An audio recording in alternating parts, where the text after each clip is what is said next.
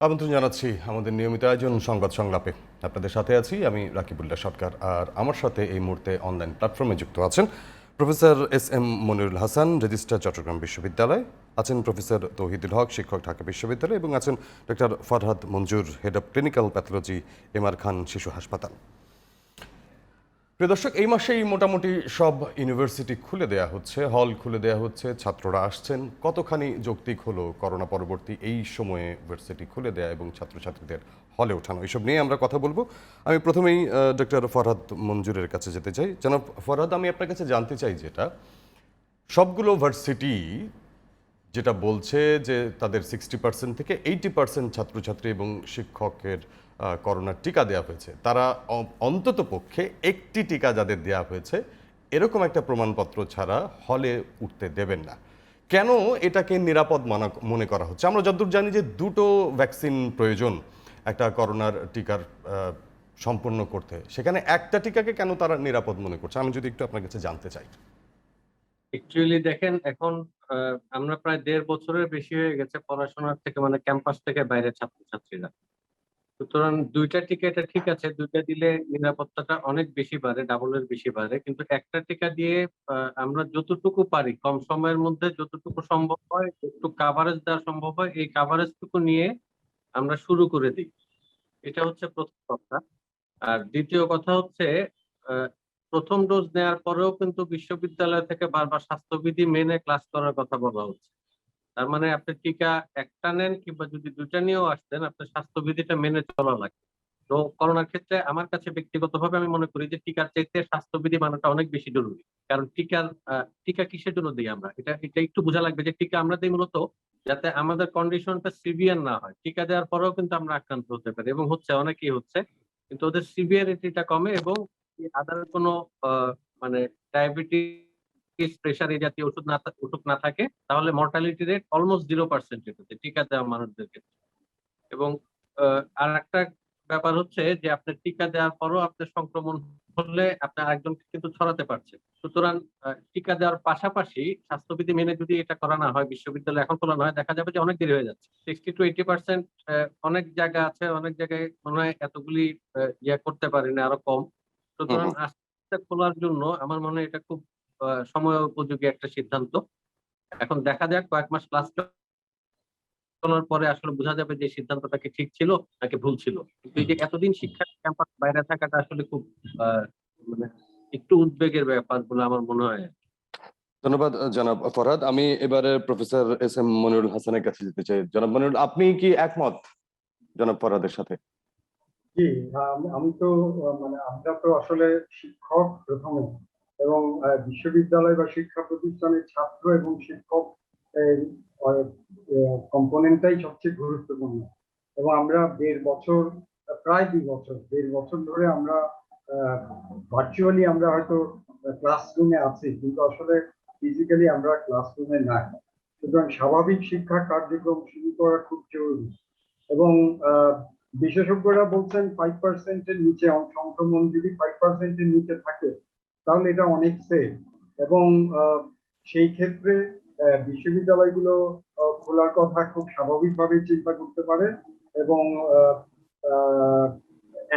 আপনি যে প্রশ্নটা উত্থাপন করেছেন যে একটা, আমি হয়তো বিশেষজ্ঞ না, কিন্তু আমি বলবো যে একটা টিকা অন্তত যদি দেয়া হয়ে থাকে তাহলে অনেকাংশেই নিরাপদ থাকবে, এবং ক্লাসগুলো হয়তো দ্রুত শুরু করা যাবে, এবং অন্যান্য কার্যক্রম, স্বাভাবিক কার্যক্রমগুলো দ্রুত শুরু করা যাবে। মনস্তাত্ত্বিক ব্যাপারটা অনেক গুরুত্বপূর্ণ। শিক্ষার্থীরা কিন্তু মনস্তাত্ত্বিক ভাবে অনেকটা পিছিয়ে আছে। সুতরাং তারা ভাবছে আমরা তাদের পাশে নাই, কিন্তু আমরা যদি তাদের ভালোর কথা চিন্তা করি, এতদিন খোলার কথাটা চিন্তা করিনি, এবং আমরা খুব দ্রুতই যে আবার চিন্তা করছি খোলা, সেটাও তাদের ওই মনস্তত্ত্বে একটা বড় ধরনের যোগ দেবে, তাদের পজিটিভ ফ্রেমওয়ার্কটা তৈরি করার, মাইন্ডসেটটা ফিরিয়ে আনার জন্য। ধন্যবাদ জনাব এস.এম. মনিরুল হাসান। এবার আমি প্রফেসর তৌহিদুল হকের কাছে যেতে চাই। জনাব তৌহিদ, আমি আপনার কাছে যেটা জানতে চাই, প্রায় ১.৫ বছর আমাদের শিক্ষা প্রতিষ্ঠানগুলো, এই বিশ্ববিদ্যালয়গুলো বন্ধ ছিল শুধুমাত্র করোনা সংক্রমণ যেন আমাদের ছাত্রছাত্রীদেরকে আক্রান্ত না করে, এইটা ভেবে আমরা বন্ধ রেখেছিলাম। এখন এই যে শতভাগ টিকা সম্পন্ন না করে আমরা বিশ্ববিদ্যালয়গুলো খুলে দিলাম, তাহলে এই পিছনের 1.5 বছর কতখানি অর্থবহ রইল? ধন্যবাদ আপনাকে, এবং এই মুহূর্তে যারা আমাদের কথা শুনছেন তাদেরকে শুভেচ্ছা জানাচ্ছি, এবং একই সাথে আমার দুইজন সম্মানিত সহ-আলোচক তাদের প্রতি সম্মান এবং শ্রদ্ধা। দেখুন, আসলে অতীতে আমাদের শিক্ষা প্রতিষ্ঠান এই করোনার কারণে যে সমস্ত দেশে দীর্ঘ সময় ধরে শিক্ষা প্রতিষ্ঠান বন্ধ ছিল, তার মধ্যে বাংলাদেশ অন্যতম। এখন বিষয় হলো যে আমরা গত 1.5 বছরে যে একটানা শিক্ষা প্রতিষ্ঠান বন্ধ ছিল এবং সেটি সঠিক ছিল কিনা, এই জায়গাতে কিছু তর্ক বিতর্ক আছে। সেই তর্ক বিতর্কের ব্যাপারটা এরকম যে আমাদের করোনার প্রথম যে ঢেউয়ের কথা বলেন আমাদের এখানে সম্মানিত চিকিৎসক অধ্যাপক ডাক্তার ফরহাদ মঞ্জুর আছেন, যে তাদের কাছ থেকে আমরা যে প্রথম ঢেউয়ের কথা শুনেছি, প্রথম ঢেউয়ের কিন্তু শেষের দিকে এসে আমাদের করোনার শনাক্তের হার কিন্তু অনেকটাই কমেছিল। তো আমরা এখন অনেকেই বলছেন যে সেই সময় আমরা শিক্ষা প্রতিষ্ঠান খুলতে পারতাম, আবার অবস্থা বুঝে সেটি বন্ধও করা যেত। যাই হোক, আমরা একেবারে করোনা মুক্ত হয়ে খুলতে চেয়েছি, সেটাও খুব বেশি দোষের হয়েছে এরকম না, কারণ আমরা আসলে আমাদের ছাত্র কমিউনিটি নিয়ে আমরা কোনো ঝুঁকি নিতে চাইনি। এই জায়গা থেকে এটাকে আমরা ইতিবাচক ভাবে বলি। আর আপনাকে যেটি চিন্তা করতে হবে, বা আসলে আমরা যেটি ভাবছি খুব ইতিবাচক ভাবেই ভাবছি, সেটি হচ্ছে যে আমার বিশ্ববিদ্যালয়ের শিক্ষার্থীরা কিংবা আমার স্কুল কলেজের শিক্ষার্থীরা, বিশেষ করে বিশ্ববিদ্যালয়ের শিক্ষার্থীরা, তারা পরিবার ছেড়ে এখানে হলে অবস্থান করতে হয় তাকে, এবং হলের খাবারের যে ব্যবস্থা, তার যে পুষ্টিগুণ কিংবা থাকার যে ব্যবস্থা, আমি একেবারে মানে এই হলের থাকার ব্যবস্থাগুলো কেমন, আমরা যারা বিশ্ববিদ্যালয় জীবনে হলে থেকেছি বা দর্শকরা যারা শুনছেন তারা যারা হলে থেকেছে, থাকার অভিজ্ঞতা আছে, তারা কিন্তু বুঝতে পারেন যে আসলে সেখানে পরিবারের মতো তার থাকার ব্যবস্থা নেই। সুতরাং এই জায়গাগুলোতে এসে আমরা এই শিক্ষার্থী কমিউনিটি নিয়ে আসলে সরকার বলুন বা শিক্ষা প্রতিষ্ঠান বা বিশ্ববিদ্যালয় প্রশাসন কোনো ঝুঁকি নিতে চায়নি। আর একটা ব্যাপার হলো, কিন্তু এই জায়গাতে আমি একটু বলে রাখি, আমরা সবসময় প্রত্যাশা করেছিলাম এবং ডাক্তার ফরহাদ মঞ্জুররা আরো বেশি প্রত্যাশা করেছিলেন যে এই করোনার ক্ষেত্রে স্বাস্থ্যবিধি মানার যে প্রবণতা, সেক্ষেত্রে যারা শিক্ষিত কমিউনিটি বা শ্রেণী যারা রয়েছে তারা অধিক বেশি সচেতন থাকবে, অধিক বেশি তিনি মানে স্বাস্থ্যসম্মত তিনি মানবেন এবং যথাযথভাবে মানবেন। কিন্তু আমরা সেইটি বিষয়টি কিন্তু আমরা সবসময় কিন্তু লক্ষ্য করিনি। এবং আপনি যেটি আমাদের আলোচনায় আসলো যে আসলে আমাদের করোনার যেখানে 2টি টিকা 2টে ডোজ নিতে হবে, সেখানে 1 ডোজ নিয়ে আমরা কেন এতটা নিশ্চয়তা আমরা কোথায় পাচ্ছি বা কিভাবে পাচ্ছি, যেখানে 1 ডোজ নেওয়া একজন শিক্ষার্থীকে আমরা হলে তুলে বিশ্ববিদ্যালয়ের শিক্ষা কার্যক্রমকে আমরা আবার সচল করতে চাচ্ছি। আমি যদি একটু এখন অন্যান্য বিশ্ববিদ্যালয়গুলো, যেমন আজকে মন্ত্রিপরিষদ থেকে যেটি বলা হলো যে এ মাসের মধ্যে সকল বিশ্ববিদ্যালয় খুলবে, যদিও আমাদের 4টি বিশ্ববিদ্যালয় তার নিজস্ব সিদ্ধান্তে চলে, কিন্তু যে কোনো মহামারী বা বিশেষ পরিস্থিতিতে তখন রাষ্ট্রীয় সিদ্ধান্তের বাইরে আসলে যাওয়ার সুযোগ থাকে না। আমাদের আপনি জানেন যে 5 তারিখে আগামীকাল ঢাকা বিশ্ববিদ্যালয়ে খোলা হবে, যে যারা অনার্স শেষ পর্বে অথবা বর্ষে এবং মাস্টার্সের শেষ অবস্থায়, চতুর্থ বর্ষে যারা আছে, চতুর্থ বর্ষ এবং মাস্টার্সের শেষ সেমিস্টারে রয়েছে যারা, তাদেরকে এই 1 ডোজ টিকা নিয়েছে এই প্রমাণপত্র দেখিয়ে তারা হলে উঠতে পারবে। হলগুলো এই ক্ষেত্রে প্রস্তুত রাখা হয়েছে। এবং আরো একটি খবর দেই, আমি অন্যান্য বিশ্ববিদ্যালয়গুলোর জানি না, প্রফেসর মনিরুল ইসলাম আছেন, তিনি তার বিশ্ববিদ্যালয়টা বলতে পারবেন। যেমন আজকে ঢাকা বিশ্ববিদ্যালয়ে আমাদের যে প্রতিটা বিশ্ববিদ্যালয়ে একটা মেডিকেল সেন্টার আছে, তো এই ঢাকা বিশ্ববিদ্যালয়ের মেডিকেল সেন্টারে একটা অস্থায়ী টিকাদান কেন্দ্র খোলা হয়েছে, আজকে সেটি উদ্বোধন করা হয়েছে। কিন্তু আমি এই ঢাকা বিশ্ববিদ্যালয়ের একজন সাবেক শিক্ষার্থী এবং শিক্ষক হিসাবে অনেক বেশি খুশি হতাম যদি এই টিকা সেন্টারটি আগেই করা হতো, এই ব্যবস্থাগুলো আগে চিন্তা করা হতো। আমাদের অনেক কিছু আমরা বিলম্বে এসে আমরা চিন্তা করছি, আমাদের এই করোনার ক্ষেত্রে একটা বিলম্বিত বোধোদয় আছে। অর্থাৎ আমরা ফরহাদ মঞ্জুররা যেভাবে বলেছেন আমাদের জনগণের উদ্দেশ্যে, আমরা তাদের সাথে তাল মিলাতে পারিনি, এই কারণে কিন্তু আমাদের ভোগান্তিটা সবচেয়ে বেশি হয়েছে। এবং জনাব তৌহিদ, আমি যদি আপনাকে একটু যদি থামাতে চাই, আপনি যেহেতু স্বাস্থ্য কেন্দ্রের কথা বলছেন ঢাকা বিশ্ববিদ্যালয়ের, আমি একজন প্রাক্তন ছাত্র হিসেবে আপনি কি মনে করেন যে আমাদের যে স্বাস্থ্য কেন্দ্র আছে ঢাকা বিশ্ববিদ্যালয়ে, সেটি এত ছাত্রছাত্রীর জন্য সম্পূর্ণ বা পর্যাপ্ত? আচ্ছা, সেটি হচ্ছে যে আমাদের ঢাকা বিশ্ববিদ্যালয়ের একটা প্লাস পয়েন্ট হলো যে একটা বিশ্ববিদ্যালয়ের যে চিকিৎসা কেন্দ্রে তো আসলে একটা হসপিটালের মতো ব্যবস্থা থাকবে না, সেখানে আসলে প্রাথমিক যে ট্রিটমেন্ট অথবা ইনসেপশন যে ট্রিটমেন্ট যেটাকে আমরা বলি সেগুলো দেওয়া যেতে পারে। তবে এখানে কিছু যদি সিটের ব্যবস্থা আছে, যারা কোভিড আক্রান্ত হয়, যদি তাকে একেবারে খুব গুরুতর অবস্থা না হয় তাহলে সেখানে তাকে রাখার কিছু সিটের ব্যবস্থা আছে। আর আপনি জানেন যে ঢাকা মেডিকেল প্লাস হলো আমাদের বঙ্গবন্ধু শেখ মুজিব মেডিকেল বিশ্ববিদ্যালয়, দুটি ঢাকা বিশ্ববিদ্যালয়ের পাশে, সেখানের সাথেও পাশে, আমাদের হ্যাঁ। প্রক্টরিয়াল বডি এবং বিশ্ববিদ্যালয় প্রশাসনের একটা আলাপ আলোচনা হয়েছে বলে আমি যতটুকু জানি, এক ধরনের আলাপ আলোচনা হয়েছে যে প্রয়োজন হলে এই সেখান থেকে আমাদের সেবাগুলো নিতে হবে। কিন্তু টিকাদানের ক্ষেত্রে আপনি দেখুন, আমি আমার ডিপার্টমেন্টের অনেক শিক্ষার্থীকে জিজ্ঞাসা করেছি যে তুমি কি টিকা নিয়েছো, বলে স্যার না এখন নেইনি। তা কেন নেওনি? কোনো কারণ নাই এর পিছনে। তাহলে আমি এই শিক্ষার্থীদেরকে নিয়ে, এই ক্লাসের বা এই মানসিকতার যারা রয়েছে, এদেরকে নিয়ে আপনি কতদূর হাঁটতে পারবেন? আমরা তো আমাদের একটা সময়, আমি নিজে অসংখ্যবার বলেছি, আপনার এই চ্যানেলে বলেছি যে শিক্ষা প্রতিষ্ঠান বাংলাদেশে খুলতে হলে আমাদের একটা ঝুঁকি নিতেই হবে। সেই ঝুঁকিটা আমি আমার বড় ছাত্র যারা, বিশ্ববিদ্যালয়ের শিক্ষার্থী যারা, তাদেরকে নিয়ে আমি সেই ঝুঁকিটা নিতে পারি। যেমন বলছিলেন যে আসলে 5% নিচে বা যদি শনাক্তের হার হয়, আজকে যেটি আমি লক্ষ্য করলাম গত 24 ঘন্টায় 2.9% আমাদের শনাক্তের হার, এবং আমাদের 18 বা 19 জনের মতো মৃত্যুবরণ করেছে, আমাদের 617 জন শনাক্ত হয়েছে। তো এই যে ব্যাপারগুলো, এই ব্যাপারগুলো কিন্তু একটা ইতিবাচক দিক, কিন্তু এখানে একটা মনে রাখতে হবে, এই ইতিবাচক দিকে খুব দিশেহারা হয়ে গেলে কিন্তু চলবে না। আমাদের কিন্তু এই শনাক্তের হার যে নিম্নমুখী সেটা কিন্তু ধরে রাখার জন্য স্বাস্থ্যবিধি মানতে হবে। আমাদের স্বাস্থ্যবিধির ক্ষেত্রে তো এরকম না যে 10টা স্বাস্থ্যবিধি মানা প্রয়োজন এবং প্রতিটা স্বাস্থ্যবিধি মানতে প্রচুর টাকা খরচ হচ্ছে, বিষয়গুলো কিন্তু এরকম না। এটি একটা অভ্যাসের ব্যাপার। পাবলিক হেলথের যে সংস্কৃতি, এটিতে আসলে একদিনে তৈরি করা সম্ভব না। আমি খুব মজা করে বলি যে বাঙালির হাত ধোয়া বহু বাকি আছে, এগুলো ধুইতে হবে, মানে কার্যক্রম পর্যায়ক্রমে সেগুলো ধুইতে হবে, স্বাস্থ্যবিধি মানার অভ্যাসটা তৈরি করতে হবে, এবং রাস্তায় চলতে গিয়ে যেখানে সেখানে ময়লা ফেলা, থুতু ফেলা, কপ ফেলা, এই অভ্যাসগুলো পরিহার করতে হবে। নিজের বিছানাপত্র, বাসাবাড়ি জনাব তৌহিদ, আমি যদি আপনাকে একটু থামাই, এই আমি আবার জায়গাগুলো। আসবো। জি। আমি আবার আসবো আপনার কাছে, অবশ্যই আমরা এটা নিয়ে কথা বলবো। আমি আপনাকে অন্য একটা বিষয় নিয়ে কথা বলতে চাই এবং এই একই প্রশ্ন আমি জনাব তৌহিদের কাছে, মাফ করবেন, মনিরের কাছেও যাব এই একই প্রশ্ন নিয়ে।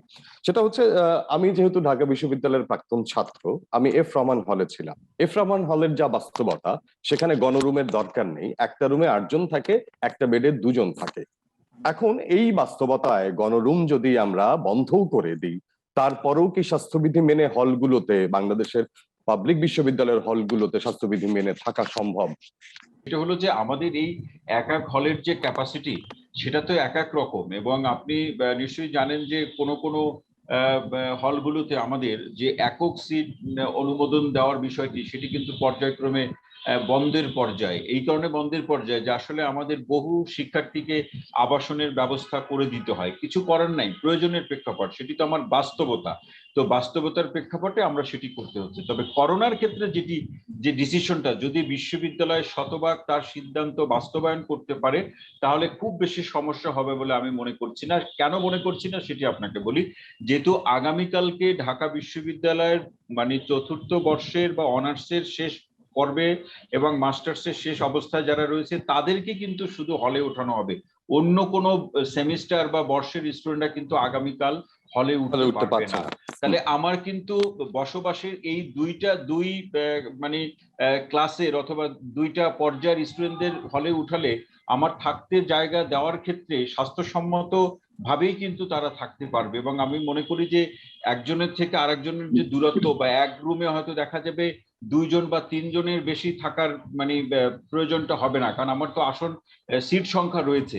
এবং হুম, হুম। এখন হল প্রশাসন এবং বিশ্ববিদ্যালয় প্রশাসনের এই জায়গাতে আমাদের কিছু বলা যেতে পারে বিশ্ববিদ্যালয় নজরদারির অনুযায়ী দরকার আছে। নজরদারি কেন দরকার আছে সেটি এক লাইনে আমি বলে শেষ করছি। এক একটি জি। বিশ্ববিদ্যালয় অনুযায়ী কিছু থ্রেট আছে, থ্রেট গুলো এরকম, এটাকে আমি খুব মানে একেবারে খুব ঝুঁকি, অতিরিক্ত ঝুঁকি আমরা মনে করছি না, কিছু পুল থ্রেট আছে, সেগুলোকে একটু সমন্বয় করে এই কাজগুলো করতে হবে। সেই সমন্বয়ের জায়গা থেকে ধরুন, যারা ঢাকা বিশ্ববিদ্যালয়ে অমর একুশে হলে স্টুডেন্টরা অনেকে তালা ভেঙে নিজের রুমে প্রবেশ করেছেন। কারণ হলো তাদের কাছে যুক্তি হলো যে তারা যদি 5 তারিখে উঠে, তাহলে এখন যে মেসে আছে সেখানে তাদের পুরো মাসের ভাড়া দিতে হবে। তো এখন সেটি স্টুডেন্টদের এই যুক্তিটাও কিন্তু একবারে ফেলে দেওয়া যায় না। কিন্তু করোনার ক্ষেত্রে, করোনা থেকে মুক্ত থাকার স্বার্থে, স্বাস্থ্যবিধি মানার ক্ষেত্রে আমাকে খরচের বিষয়টির দিকেই তাকালে হবে না, আমাকে সবার আগে জীবনের দিকে তাকাতে হবে, শিক্ষার্থীদের নিরাপত্তা সবার আগে। জি জি, ধন্যবাদ প্রফেসর তৌহিদুল হক। আমি মনিরুলের কাছে যেতে চাই। আপনার কাছে আমি যেটি জানতে চাই যে চট্টগ্রাম বিশ্ববিদ্যালয়ে এই বাস্তবতা কতখানি, আপনারা কতখানি এটা করোনা স্বাস্থ্যবিধি মেনে চলাতে সমর্থ হবেন? ধন্যবাদ। আমি যে বিষয়টা বলতে চাই সেটা হচ্ছে যে ঢাকা বিশ্ববিদ্যালয় বা চট্টগ্রাম বিশ্ববিদ্যালয়ের বাস্তবতা কিন্তু প্রায় একই। প্রতিটা বিশ্ববিদ্যালয়েরই বাস্তবতা একই। আমাদের হলগুলোর যে ক্যাপাসিটি সেই অনুযায়ী তার বেশি ছাত্র হলে অবস্থান করে, এটাও সত্য। কিন্তু এইটাকে যে বিষয়টা আমি বলতে চাই সেটা হচ্ছে আমাদের আচরণগত যে সংস্কৃতি, আমরা যদি সকলকেই যদি এই ব্যক্তিগতভাবে যার যার সচেতনতার বোধ থেকে যদি শিক্ষার্থীরা এই স্বাস্থ্য বিষয়টাকে মেনে চলেন, স্বাস্থ্য বিধিটাকে মেনে চলেন, কেবলমাত্র তখনই সম্ভব হবে। কিন্তু এটা শুধু উপর থেকে আদেশ বা অনুরোধ বা যা কিছুই বলেন না কেন, এটা করে সম্ভব হবে না। এটা প্রত্যেকের স্ব জায়গা থেকে তার দায়িত্বটা পালন করতে হবে। এবং অর্থাৎ আপনি বলছেন যে যতখানি না এটা প্রশাসনিক নির্দেশনায় সম্ভব, তার চেয়ে বেশি সম্ভব আত্মসচেতনতায়। ধন্যবাদ। আমি এবার ডক্টর ফরহাদ মঞ্জুর কাছে যেতে চাই। জনাব ফরহাদ, আমি আপনার কাছে যেটা জানতে চাই, বিশ্ববিদ্যালয়গুলির নিয়ম যেটা করেছে সেটা হচ্ছে যে আপনি যদি হলে উঠতে চান তাহলে অন্তত আপনাকে একটা টিকার কোন প্রমাণপত্র দিতে হবে। অর্থাৎ আপনি যদি অনাবাসিক হন, যেমন ধরেন যে আপনি যদি ঢাকার আশপাশের কোনো জেলা থেকে আসেন, যেমন নারায়ণগঞ্জ থেকে অনেক ছাত্রছাত্রী আসে কিংবা গাজীপুর থেকে অনেক ছাত্রছাত্রী আসে যারা বিশ্ববিদ্যালয়ে পড়ে, তাদের ক্ষেত্রে কিন্তু এই বাধ্যবাধকতাটা নেই। তো এটা কতখানি আমাদের জন্য ভালনারেবল হলো? এটা অবশ্যই ভালো নয়, এটা একটু অজবরল অবস্থায় আছে এখন, এটা তো অস্বীকার করার কোনো উপায় নেই। কিন্তু হলে যেহেতু এক সময় একসাথে অনেকটা সময় কাটাতে হয় ওদেরকে, এর জন্য এটা এক্সট্রা সিকিউরিটি হিসাবে এই জিনিসটা করা হয়েছে। একটু আগে বললাম যে এটা হয়তো মানে ফুল প্রোটেকশন না দিলেও কিছুটা তো প্রোটেকশন দিবে, এই আশায় আমরা এভাবে করে মনে হয় হলগুলি খোলার সিদ্ধান্ত হয়েছে। তাছাড়া শহীদ ভাই যেটা বললেন যে সব ছাত্রকে একসাথে হলে উঠানো হবে না, তো ওই দিক দিয়েও কিন্তু অনেকটা কাভার হয়ে যাচ্ছে। তো এখন ক্লাসে আপনি এই কভারেজটা কি করে দেবেন? সরি, ক্লাসে আপনি এই কভারেজটা কি করে দেবেন? কারণ অনেক ছাত্র আছে যারা ধরেন যে বিশ্ববিদ্যালয় এলাকার বাইরে থেকে আসবে। হ্যাঁ, আসছি আমি ওই জিনিসটা। জি। তো ওইখানে হলের একটা এক্সট্রা কভারেজ হলো, এরপরে বাকি যেটা থাকছে যে সবাই একসাথে মেলামেশা করবে, আড্ডা দিবে কিংবা ক্লাসরুমে একসাথে বসবে। তো এই জিনিসটা স্বাস্থ্যবিধির আসলে মেনে চলার কোনো বিকল্প নেই। আমি বারবার সবসময় করোনা শুরুর থেকে বলে আসছি, আমরা এখনো বলছি যে কথাটা, যে টিকার চাইতে স্বাস্থ্যবিধি মেনে চলাটা অনেক বেশি জরুরি। আমরা যখন পাশাপাশি বসে থাকবো একটা ক্লাসে, এবং একটা জিনিস আসলে এনশিওর করলে ভালো হয়, আমি জানি না সব বিশ্ববিদ্যালয়ে এরকম সুযোগ আছে কিনা, যে এসি বন্ধ করে যদি এখানে বাতাস চলাচলের একটা ব্যবস্থা থাকে, এটাতে হয় কি ভাইরাল লোডটা কমবে। ভাইরাল লোডটা কিন্তু খুব ইম্পর্টেন্ট জিনিস। ভাইরাল লোড যদি কম থাকে, আপনার সংক্রমিত হওয়ার আশঙ্কা অনেক কমে যায়, অনেক কমে যায়। করলেও এটা হয়তো অত সিভিয়ার পর্যায়ে হয় না। তো এই অনুষ্ঠানের মাধ্যমে বিশ্ববিদ্যালয় কর্তৃপক্ষের এই দৃষ্টি আকর্ষণ করতে চাই এই ব্যাপারে, যে আপনারা ক্লাস খোলার পাশাপাশি স্বাস্থ্যবিধি মেনে চলার নির্দেশের পাশাপাশি অন্তত ক্লাসরুমে যেন বাতাসের ফ্লোটা থাকে, এটা যদি এনশিওর করা যায়, আমার মনে হয় এটা অনেক বেশি ইফেক্টিভ হবে। আমি এখানে আরেকটি কথা একটু বলি, যে সেই সময় খোলা যেত আমরা খুলিনি, এই ধরনের প্রশ্ন আমি চিকিৎসক হিসাবে বলছি। যখন করোনা প্রথম আসলো, আমরা আসলে বুঝতে পারছিলাম না যে এটা চিকিৎসা কি হবে, এটা সিমটম গুলো আমরা বুঝতাম না, এক এক সময় এক এক রকম সিমটম আসতো। সুতরাং আমার কাছে মনে হয়েছে যে ওই সময় আমরা যে খুলিনি এটা অনেক ওয়াইজ ডিসিশন ছিল। কিন্তু এখন যদি কেউ আক্রান্ত হয়, আপনারা দেখবেন এখন কিন্তু আক্রান্ত হলেও মৃত্যু হার আগের তুলনায় কম, কারণ আমরা জানি যে এখন কি চিকিৎসা দিতে হবে। কিভাবে রুগীকে ম্যানেজ করতে হবে। তো আমার মনে হয় যে এই সিদ্ধান্তটা আসলে ভুল না, আর সংক্রমণের হারও 5% নিচে নেমে গিয়েছে। তো জি। এখন সবাই যদি স্বাস্থ্যবিধিটা মেনে সচেতন ভাবে ক্লাস করে, আমার মনে হয় যে সামনে হয়তো বিশ্ববিদ্যালয় কিংবা স্কুল কলেজ বন্ধ করা নাও লাগতে পারে। আর যদি স্বাস্থ্যবিধি না মানে, তাহলে নভেম্বর ডিসেম্বরে আমরা আশা করছি আরেকটা ওয়েভ আসবে, তখন আমরা হয়তো আবার আশঙ্কা করছি এটা যে একটা ওয়েভ হয়তো আসবে, না আসুক এটাই আমরা প্রত্যাশা করি। এটাই। ধন্যবাদ জনাব ফরহাদ। তৌহিদুল হক, আমি আপনার কাছে যেতে চাই এবার। যারা ক্যাম্পাস এরিয়ার বাইরে থেকে ক্যাম্পাসে আসবে, যারা অনাবাসিক ছাত্রছাত্রী ঢাকার আশপাশের এলাকাগুলোতে থাকেন, তাদের ক্ষেত্রে করোনার টিকার ক্ষেত্রে আপনাদের কোনো দিক নির্দেশনা আছে কিনা? জি, ধন্যবাদ আপনাকে। দেখুন আসলে আমাদের আমি একটু বলি, তাহলে আসলে বোঝা যাবে যে এই ক্ষেত্রে আসলে আমাদের প্রোটেকশনের ধরনটা কেমন। যে এখন কিন্তু ঢাকা বিশ্ববিদ্যালয়ে দুই ভাবে পরীক্ষা নিচ্ছে। একটা হলো অনলাইন পরীক্ষা নিচ্ছে কোনো কোনো ডিপার্টমেন্ট, আর কিছু ডিপার্টমেন্ট সশরীরে পরীক্ষা নিচ্ছে। সেই ডিপার্টমেন্ট আসলে যে সেমিস্টারের পরীক্ষা নিচ্ছে সেই সেমিস্টারের আপনি জানেন বা একটা পরীক্ষা কমিটি থাকে, সেই কমিটি থেকে এবং ইনস্টিটিউট বা ডিপার্টমেন্ট থেকে ওই সেমিস্টারের স্টুডেন্টদের সাথে কথা বলে তাদের টিকা কি পরিমাণ দেওয়া হয়েছে, কতজন বাকি আছে, তার একটা বাস্তব অবস্থা পর্যালোচনা করে কিন্তু তারা আসলে পরীক্ষাগুলো নিচ্ছে। এবং আমার ডিপার্টমেন্টের সশরীরে যে পরীক্ষা হয়েছে, এবং সেক্ষেত্রে দুই ধরনের আসনের ব্যবস্থাই করা ছিল। একটা নির্দিষ্ট পরিমাণ দূরত্ব বজায় রেখে, কারণ আমার ইনস্টিটিউটে সেই সুযোগটি আছে, মানে আমাদের একাধিক হল রুম কিংবা পরীক্ষার সেন্টার আছে, ক্লাসরুম আছে, আমাদের সেই সুযোগটি আছে। পর্যাপ্ত পরিমাণ স্পেস রেখে তাদেরকে বসানো হয়েছে। কারো যদি এবং প্রবেশ করার সময় প্রত্যেকের যে বডি টেম্পারেচার কত এবং তাকে হাত ধোয়ার জন্য ব্যবস্থা করা, সেটা করেই তাকে একটা শৃঙ্খলার সাথে পরীক্ষার আয়োজনে তাকে সামিল হওয়ার সুযোগটি দেওয়া হয়েছে। তো সেক্ষেত্রে কারো যদি দেখা গেল টেম্পারেচার একটু বেশি অথবা সে অস্বস্তি বোধ করছে, তাহলে তাদের জন্য আলাদা ব্যবস্থা আমাদের ছিল। এখন হয়তো সকল ডিপার্টমেন্ট এই সুযোগটি করতে পারবে কিনা আমি জানি না, তবে চাইলে করা সম্ভব। কারণ বিশ্ববিদ্যালয়ে এখন সেই অবস্থা আছে, যার সকল ডিপার্টমেন্টে তো একসাথে পরীক্ষা হচ্ছে না, তো চাইলে সেই স্পেসটি আছে, সেটি করা সম্ভব হবে। আরেকটি ব্যাপার হলো, আমি যতটুকু জানি এবং আমি জানি যে এই সিদ্ধান্তটি এখনো পরিবর্তন হয়নি, সেটি এখনো বহাল আছে, সেটি হলো যে এখনই কিন্তু সশরীরে ক্লাস শুরু হবে বলে আমার কাছে মনে হয় না, বা বিশ্ববিদ্যালয় এই সিদ্ধান্তের মধ্যেই বহাল আছে। তারা ক্লাসগুলো কিন্তু অনলাইনেই হবে। আপাতত যে খোলার যে উদ্দেশ্য, সেটি হলো যে পরীক্ষাগুলো আমাদের যে সেমিস্টারে ক্লাস শেষ হয়ে গিয়েছে অনলাইন প্ল্যাটফর্মে, আমরা তো ক্লাস নিচ্ছি শুরু থেকেই, তাহলে সশরীরে পরীক্ষার বিষয়টি এখন পরীক্ষার বিষয়টিতে এসে আপনি এই জায়গাটিতে একটা আমাদের কিছুটা জটিলতা হবে। সেই জটিলতার ধরনটা কেমন হবে, যে আসলে যারা ধরুন হলের বাইরে থাকে বা নিজের বাসায় থাকে, সে যখন আসবে সে হয়তো টিকা দেয়নি, এখন তার অবস্থাটা কি হবে। এখন সে টিকা দেয়নি, ওই যে এরকম কিছু মানসিকতা আছে, সে টিকা কেন দেয়নি এর পিছনে কোনো কারণ নাই। সে হয়তো মনে করছে আমি ইয়াং, আমি বয়সের কারণেই আমি মানে করোনা হলেও আমি এর সাথে যুদ্ধ করে টিকে থাকতে পারবো। কিন্তু আসলে এটা হয়তো আমি জানি না আমরা কতটা, মানে চিকিৎসকরা কিংবা এই ফ্রন্টলাইন ফাইটার অথবা বিশ্ববিদ্যালয় প্রশাসন কতটা তার সকল শিক্ষার্থীকে আমরা আসলে বোঝাতে পারলাম কিনা, এটা একটা প্রশ্ন তো থেকেই যায়। যে আসলে একটা এই সিদ্ধান্ত কিন্তু এরকম ছিল যে যাদের এনআইডি কার্ড নেই, তারা শুধু বিশ্ববিদ্যালয় থেকে তার যে স্টুডেন্ট আইডি কার্ড যেটি রয়েছে সেটি নিয়ে গিয়েও তার নিকটস্থ কোনো সেন্টারে গেলেই তাকে টিকা দেয়া হবে, এরকম পর্যন্ত ডিসিশন আছে। এবং এটাও পর্যন্ত বলা আছে, তাকে কোনো সেন্টারে যাওয়ার পরে যদি টিকা দেয়া না হয় অথবা এনআইডি কার্ড এই সমস্ত ব্যাপারগুলো নিয়ে কোনো জটিলতা তৈরি হয়, তাহলে সে যাতে বিশ্ববিদ্যালয় প্রশাসন জনাব কিংবা তৌহিদ, আমি এই বিষয়ে একটি প্রশ্ন করব বলে ভেবেছিলাম। আপনি যেহেতু প্রশ্নগুলো তুলে ফেললেন, আমি আপনাকে একটু জানিয়ে দিই। ইউজিসির কর্মকর্তারা বলছেন এনআইডি না থাকা শিক্ষার্থীদের তালিকা তারা স্বাস্থ্য মন্ত্রণালয়ের মাধ্যমে স্বাস্থ্য অধিদপ্তরের কাছে পাঠিয়েছেন। আবার স্বাস্থ্য অধিদপ্তরের ম্যানেজমেন্ট ইনফরমেশন সিস্টেমের পরিচালক মিজানুর রহমান বলছেন 2 অক্টোবর পর্যন্ত এমন কোন নির্দেশনা তারা স্বাস্থ্য অধিদপ্তর থেকে পাননি।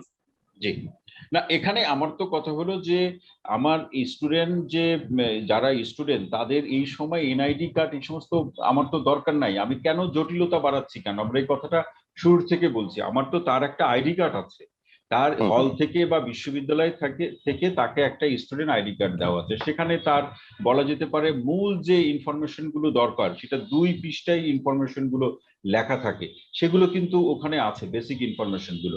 তো হুম। সেটা নিয়ে গেলেই তো তাকে টিকা দিয়ে দেওয়া প্রয়োজন। এই ডিসিশনটা আসতে হবে। আমার একাধিক সিদ্ধান্ত নিয়ে আসা, অনেকগুলো না, প্রতিষ্ঠানকে আমি জড়িত আমার করা, ব্যক্তিগত এই অভিজ্ঞতায় জায়গাতে জানি কিন্তু জনাব জটিলতা তৌহিদ, তৈরি হবে। আমি জি, কিন্তু আমার বলুন। ব্যক্তিগত অভিজ্ঞতায় জানি যে আপনি যখন টিকা কেন্দ্রে যান অনেক সময় বলে SMS ছাড়া টিকা দেয়া হবে না, নিবন্ধন ছাড়া টিকা দেয়া হবে না। আমি যে এই যে একটু আগে আপনাকে যে উদাহরণটি দিলাম যে ইউজিসির কর্মকর্তারা বলছে যে আমরা পাঠিয়ে দিয়েছি এবং স্বাস্থ্য অধিদপ্তরের ম্যানেজমেন্ট ইনফরমেশন সিস্টেম বলছে যে না আমরা এরকম কোনো নির্দেশনা পাইনি, কেন্দ্রে গিয়েও তো তাদের এই প্রবলেমটাই হতে পারে যে না তোমাদেরকে টিকা দেওয়ার ব্যাপারে কোনো ডিসিশন হয়নি এখন। রাইট, আমি এইটাই বলতে চাচ্ছি যে আমার তো এই একটা জাস্ট একটা ওই স্বাস্থ্য অধিদপ্তর একটা ডিসিশন লিখে সেন্টারগুলোতে পাঠিয়ে দিবে, অথবা তাদেরকে বলা থাকবে যে কোনো স্টুডেন্ট যদি আসে তার আইডি কার্ড নিয়ে তাকে টিকা দিয়ে দেওয়া হোক, দরকার হলে তার আলাদা একটা নোট রাখা হোক।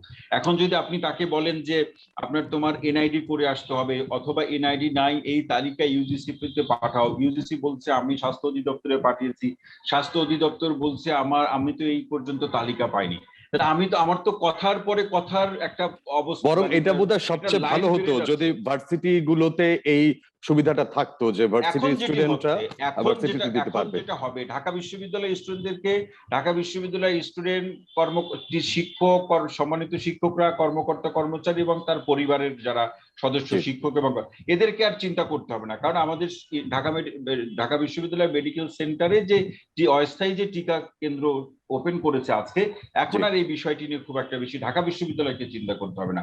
অন্যান্য বিশ্ববিদ্যালয়গুলো কিভাবে এই বিষয়টি কোঅর্ডিনেট করবে বা এটা কিভাবে সেই টিকার বিষয়টি নিশ্চিত করবে সেটি তাদের সিদ্ধান্ত, বা স্বাস্থ্য অধিদপ্তরের সাথে তাদের আলোচনা খুবই প্রয়োজন। ভালো তবে উদ্যোগ। এক্ষেত্রে আমি জাস্ট একটা লাইন বলে শেষ করি জি, যে জি। শিক্ষার্থীদের ক্ষেত্রে এনআইডির এই বিষয়গুলো টিকাদানের ক্ষেত্রে চিন্তা না করাটাই ভালো।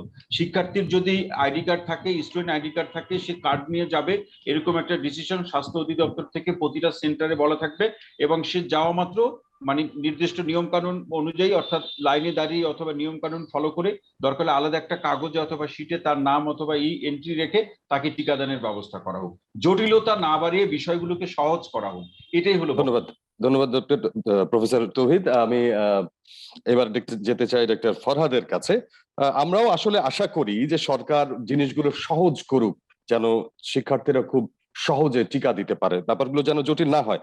যাই হোক, ডক্টর ফরহাদ, আমি আপনার কাছে যে প্রশ্নটি জানতে চাই সেটা হচ্ছে যে 1.5 বছর ধরে শিক্ষার্থীরা বিশ্ববিদ্যালয়ের পরিবেশের বাইরে ছিল, একাডেমিক পরিবেশের বাইরে ছিল, এবং আমরা দেখেছি আত্মহত্যার এক ধরনের প্রবণতা তৈরি হয়েছে শিক্ষার্থীদের মধ্যে, বিষাদগ্রস্ত হয়ে পড়েছে শিক্ষার্থীরা। এখন এই করোনা পরবর্তী সময়ে শিক্ষার্থীদের পাঠ্যক্রমে সাইকোলজিক্যাল দিক নির্দেশনা থাকা কতটা জরুরি বলে আপনি মনে করেন? এটা তো অবশ্যই জরুরি। আমাদের যে শিক্ষার কারিকুলাম গুলি আছে, আমি জি, আসলে মানে জেনারেল লাইনের কথা বলতে পারবো না, আমাদের মেডিকেল কারিকুলামে কিন্তু অনেক গ্যাপ রয়েছে, এবং জি। আমার মনে হয় জেনারেল লাইন কি অন্যান্য লাইন যেগুলি আছে ওইখানে অনেকগুলো গ্যাপ রয়ে গেছে। মানসিক স্বাস্থ্যের ব্যাপারে আমরা এখনো কেন জানি তৈরি না। আপনি দেখেন যে কেউ যদি বলে যে আমি মানে একটু সাইকিয়াট্রিস্টের কাছে যাও, মানুষ ভাবে সে পাগল, যেতে চায় না। আমার আশেপাশে প্রচুর আছে যাদেরকে আমি হয়তো মাঝে মাঝে বলি যে একটু সাইকিয়াট্রিস্টের কাছে যাও, তোমার এই সমস্যাটা খুব সামান্য ঠিক হয়ে যাবে, তো যেতে চায় না। তো আমার মনে হয় যে করোনা পরবর্তী যখন ক্লাসগুলি শুরু হবে, আশা করা যায় যে তাদের যে হতাশাগুলি ছিল, ক্যাম্পাসে গেলে হতাশা অনেকটা কেটে যাবে। তারপরেও আমার মনে হয় প্রতিটা বিশ্ববিদ্যালয়ের উচিত যে আলাদা আলাদা না করে হয়তো 3টা 4টা ক্লাস একসাথে কোনো খোলা জায়গায় এভাবে করে কিছুটা কাউন্সিলিং করা। যে হুম, অনেকের হুম। হয়তো মনে হতে পারে যে 1.5 বছরে তার জীবনে সব শেষ হয়ে গিয়েছে, ক্লাস করেনি, পড়াশোনা ঠিক মতো হয়নি। তো এগুলি যে আসলে কোনো ব্যাপার না, এটা বোঝাতে জন্য অবশ্যই কাউন্সিলিং এর আমার মনে হয় দরকার আছে। এবং আমার মনে হয় বিশ্ববিদ্যালয়গুলি এই ব্যাপারে সিদ্ধান্ত নিবে, না নেওয়ার কথা না। যেহেতু এখন মানসিক স্বাস্থ্য নিয়ে প্রচুর কাজ হচ্ছে। করোনার আগে একরকম ছিল, করোনার না, পরে আমরা ইদানিং কিন্তু দেখছি এটা অনেক ভয়ের ব্যাপার হয়ে দাঁড়িয়েছে যে শিক্ষার্থীদের মধ্যে বেশ ভালো রকম ভাবে গত 1.5 বছরে আমি গতকালই একটা সংবাদপত্র দেখছিলাম যে তারা একটি জরিপ প্রকাশ করেছে, 73 জন বিশ্ববিদ্যালয়ের শিক্ষার্থী আত্মহননে আহ জড়িয়ে পড়েছে, এই সময়টাতে তারা আত্মহত্যা করেছে হতাশা থেকে।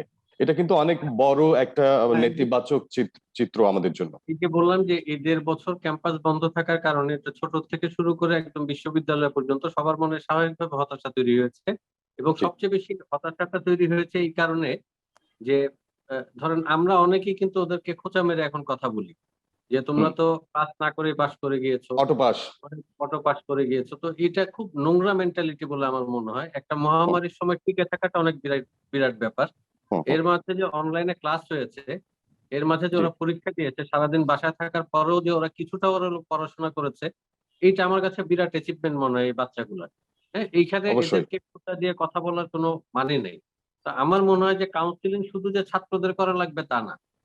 ছাত্রের বাইরে যারা আমরা এই ধরনের কথাবার্তা বলি, এদেরকেও বিভিন্নভাবে কাউন্সিলিং করা যায়। সামাজিক এটা যোগাযোগ মাধ্যমে যারা করা ট্রল যায়, করে এদেরও টেলিভিশনের বোধহয় মাধ্যমে করা শিক্ষার যায়। দরকার আছে। অবশ্যই, এবং এখন কিন্তু ফেসবুক একটা বিরাট প্ল্যাটফর্ম ভূমিকা রাখে। কাউন্সিলিং এর জন্য। তো আমার মনে হয় এভাবে কাউন্সিলিংটা সবাইকেই করা উচিত। শুধু শিক্ষার্থীদেরকে কাউন্সিলিং করে আসলে খুব একটা লাভ হয় না। কাউন্সিলিং এর পরে হয়তো একটা শিক্ষার্থী উৎফুল্ল হলো, তার হতাশা কাটলো। পর মুহূর্তে যখন পাশের জন বলবে, "এই তোরা তো অটো পাস। হ্যাঁ, পড়াশোনা না করে ইয়ে করে।" তখন তার মধ্যে আবার হয়তো একটা এক হতাশা ধরনের ঢুকে। হীনমন্যতা কাজ তো করবে। অবশ্যই কাউন্সিলিংটা অবশ্যই খুব জরুরি। জরুরি। হুম। ধন্যবাদ জনাব ফরহাদ। এবার আমি প্রফেসর এস এম মনিরুল হাসানের কাছে যেতে চাই। জনাব মনির, আমি আপনার কাছে যেটা জানতে চাই, এই 1.5 বছরে যখন সরকারি বিশ্ববিদ্যালয়গুলো বন্ধ ছিল বা অনেকাংশে বন্ধ ছিল, বা অনেক ক্ষেত্রে সম্ভব হয়নি এই 1.5 বছরে আহ, শিক্ষা কার্যক্রম পরিচালনা করা, তখন বেসরকারি অনেক বিশ্ববিদ্যালয় তাদের শিক্ষা কার্যক্রম চালিয়ে গেছে। এই যে পিছিয়ে পড়লো সরকারি বিশ্ববিদ্যালয়গুলো শিক্ষাক্রমে বা পাঠ্যক্রমে, এই ক্ষতিটা পুষিয়ে নেওয়ার জন্য আপনারা কোন ধরনের ব্যবস্থা গ্রহণ করবেন কিনা? জি, অবশ্যই। আমরা আহ, যেমন আমাদের 5 দিন, সপ্তাহে 5 দিন আমাদের উইকডে, আমাদের ক্লাস হয়। 2 দিন জি। আমাদের বন্ধ। আমাদের উপাচার্য মহোদয় এটা আগের থেকেই ভেবে রেখেছেন, আমরা আগের থেকেই ভেবে রেখেছি যে আমরা এখন থেকে 6 দিন ক্লাস করব। এটা একটা। আমরা আমাদের আহ, পরীক্ষার যে আহ, সময়, ক্লাসের যে সময়, আগে আমরা 9 মাস, একটা আমাদের এখানে এখনো সেমিস্টার সিস্টেম সব জায়গায় চালু হয়নি, যেখানে ইয়ারলি সিস্টেম, সেখানে 9 মাসের জায়গায় আমরা এটা যদি 8 মাস চিন্তা করি, 8 মাসের মধ্যে আমরা যদি কোর্সটা শেষ করি একটু শর্ট করে, এবং তারপর পরীক্ষাটা নিয়ে তাড়াতাড়ি পরীক্ষার রেজাল্টটা আমরা তাড়াতাড়ি কিন্তু করি। কিন্তু জনাব মনিরুল, আমি যদি একটু বিনয়ের সাথে আপনার কাছে জানতে চাই, এই যে পাঠ্যক্রমটা বিশ্ববিদ্যালয় প্রশাসন তৈরি করেছিল বা শিক্ষকেরা তৈরি করেছিলেন, সেটা কিন্তু 9 মাস চিন্তা করেই তৈরি করেছিলেন, আমি যদি ভুল না বলে থাকি। জি, না আমরা, এখন আপনারা যদি সেটা 8 মাসে শেষ করতে চান, তাহলে শিক্ষার্থীদের উপর সেটা বাড়তি চাপ তৈরি করছে না? না, ইয়ারলি সিস্টেমে এইটা বাড়তি চাপ সৃষ্টি করার কোনো কারণ নেই। কারণ আমি আমি যদি 10টা চ্যাপ্টার যদি আমি চিন্তা করি, ইয়ারলি সিস্টেমের কথা বলছি, আমি রিলেটিভলি 2টা গুরুত্বহীন চ্যাপ্টার, যেগুলো সবই গুরুত্বপূর্ণ, কিন্তু 2টা আপেক্ষিকভাবে কম গুরুত্বপূর্ণ চ্যাপ্টার বাদ দিয়ে আমি যদি 8টা চ্যাপ্টারের মধ্যে সবকিছুকে সে ইয়ে করি, তাহলে কিন্তু আমার কোর্সটা কমপ্লিট হবে, এবং কোর্সটাকে আমি পরীক্ষার দিকে নিয়ে যেতে পারবো, বা ছাত্রছাত্রীরা পরীক্ষার জন্য উপযুক্ত হবেন। এই আমি বলছি না যে পুরো কোর্স একেবারে কমিয়ে ফেলা উচিত। কোর্স কমিয়ে না ফেলে কোর্সটা কমপ্লিট করে ছাত্রছাত্রীরা যদি আমাদের ক্লাসগুলো তখন কম হবে, সেই ক্লাস অনুযায়ী যদি কোর্সগুলোকে এমফেসিস দেওয়া হয়, এবং সেইভাবেই যদি ছাত্রছাত্রীদেরকে আমরা কখনো ভাইবা পরীক্ষা, কখনো ইন কোর্স পরীক্ষা, কখনো টিউটোরিয়াল পরীক্ষা, এবং সর্বশেষ যে কোর্স ফাইনাল পরীক্ষা বা ফাইনাল পরীক্ষাগুলো, সেগুলো যদি আমরা চিন্তা করে পরীক্ষাগুলো আমরা কন্ডাক্ট করি, তাহলে এইভাবে এটা তো আরো আসলে বেশি দিনের সমস্যা না, এটা আমরা খুব তাড়াতাড়ি কাটিয়ে উঠতে পারবো। এবং আমি মনে করি না যে এই 1.5 বছরের জন্য আমরা একটা বড় ধরনের সেশন জটের মধ্যে পড়বো। আমি মনে করি যে আমরা যে মুহূর্তে ফিজিক্যালি ক্লাসগুলো শুরু করব, আমাদের কিন্তু নির্দেশনা আছে ফিজিক্যালি ক্লাস যেমন আমরা করব, আমরা কিন্তু ভার্চুয়াল ক্লাসও বন্ধ করব না ভবিষ্যতে। এবং যার ফলে আমাদের কখনো যদি ক্লাসে আসতে নাও পারি, আমরা কিন্তু চালিয়ে যাচ্ছি ভার্চুয়াল ক্লাসগুলো, এবং তার মধ্যে দিয়ে আমাদের আর কিন্তু সেশন জট করার সম্ভাবনা কমে যাবে।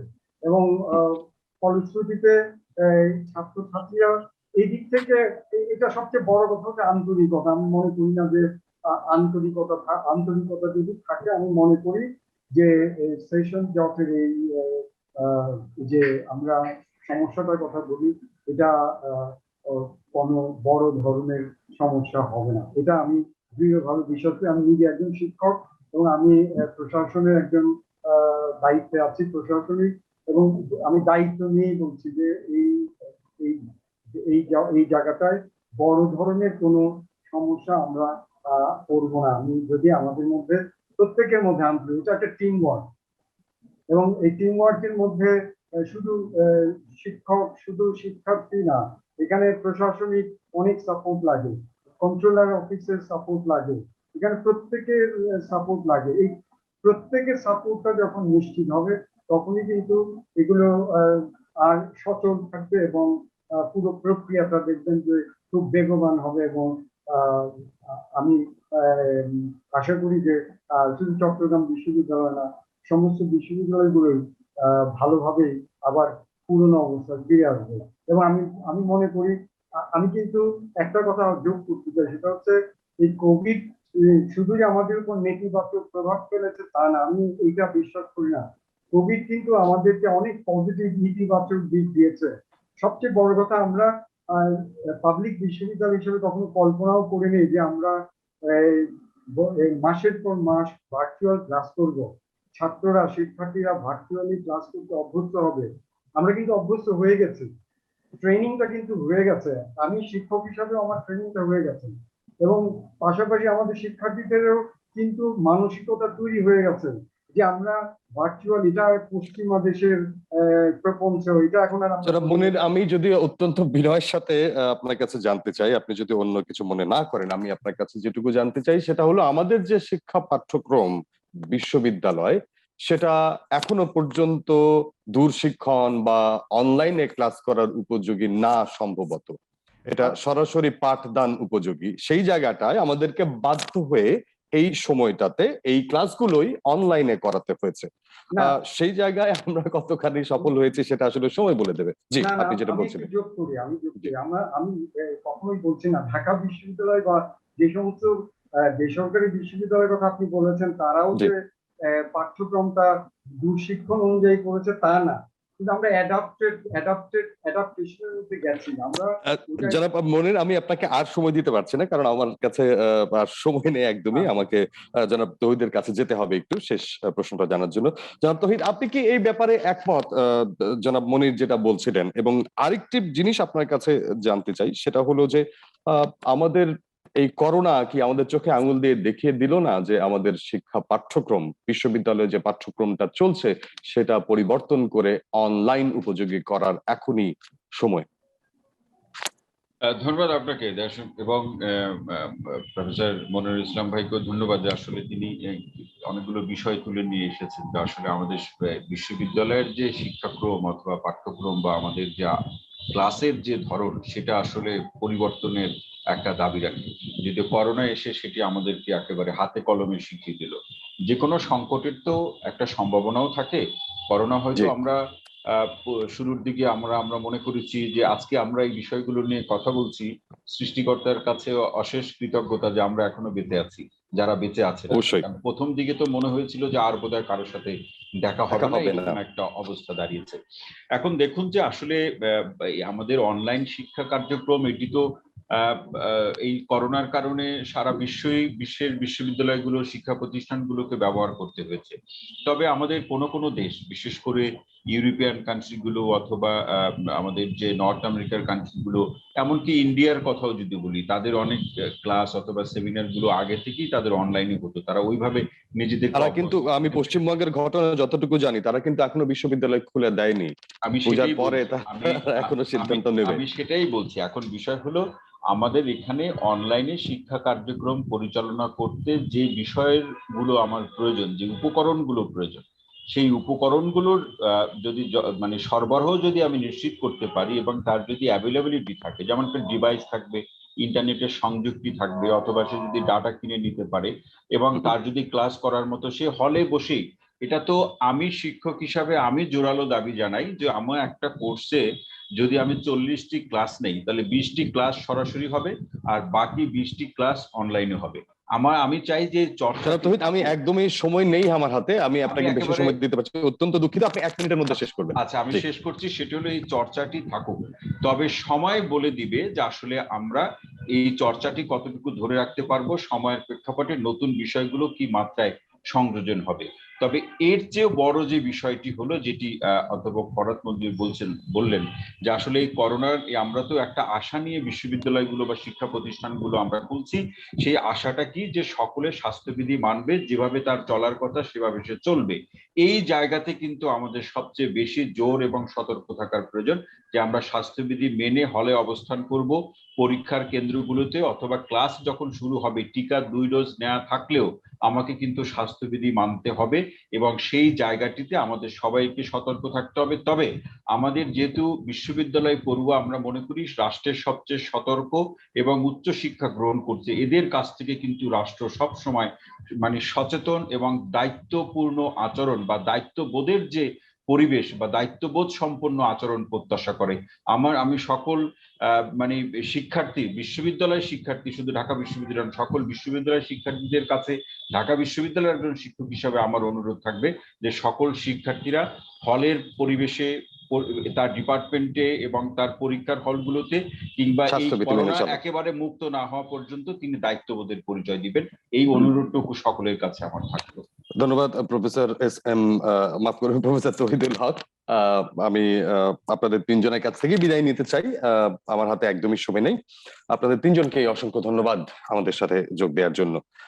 প্রিয় দর্শক, আমরা আমাদের বিশেষজ্ঞদের সাথে কথা বলে যেটা বুঝলাম যে টিকা কিংবা অন্য কিছু না, আত্মসচেতনতাই আমাদের সবচেয়ে বড় শক্তি হতে পারে এই করোনার বিরুদ্ধে যুদ্ধে। আমরা সেটাই প্রত্যাশা করি, অন্তত বিশ্ববিদ্যালয়ের শিক্ষক শিক্ষার্থীদের কাছে আমরা সেটাই প্রত্যাশা করি। এবং এই করোনা কাল আমাদের চোখে আঙুল দিয়ে দেখিয়ে দিয়ে গেল যে এরকম বিপর্যয় আমাদের সামনে হয়তো আরো হতে পারে এবং সেটার জন্য আমাদের কি প্রস্তুতি প্রয়োজন। সবাই ভালো থাকুন, শুভরাত্রি।